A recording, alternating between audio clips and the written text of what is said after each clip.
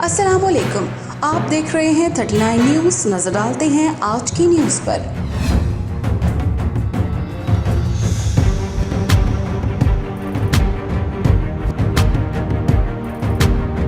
تفصیلات جانتے ہیں اپنے نمائندے سے۔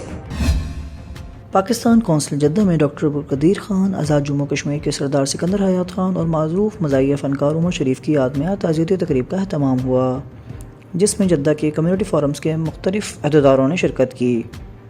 قونصل جنرل خالد مجید کے علاوہ کمیونٹی فورم کے معروف پاکستانی چودھری خورشید متیال، ریاض بخاری، سردار اقبال، کشمیر کمیٹی کے صدر مسعود احمد پوری، معروف شاعر اطہر عباسی نے اظہار خیال کرتے ہوئے کہا کہ پاکستان ان کے نامور سپوتوں کو خراج عقیدت پیش کرتا ہے۔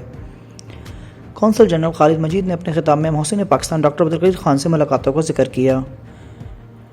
ان کا کہنا تھا کہ ڈاکٹر صاحب کے سامنے بہت روشن مستقبل تھا، وہ چاہتے تو اپنی اہلیہ کے ساتھ یورپ میں قیام پذیر کر سکتے تھے، جہاں وہ بہترین زندگی گزار رہے تھے، مگر انہوں نے پرتعیش زندگی کے مقابلے اپنے وطن کی خدمت میں پاکستان آ کر اپنی ذمہ داری پوری کر کے پاکستان کو ناقابل تسخیر ملک بننے کا موقع دیا۔ قونصل جنرل کا مزید کہنا تھا کہ جب انہیں یہ شرف حاصل ہوا کہ انہوں نے بیرونی ملک سفارت خانے میں خدمات انجام دیتے ہوئے ڈاکٹر صاحب کے نکاح میں جو سفارت خانے میں ہوا اس کے اہم گواہان میں شامل تھے۔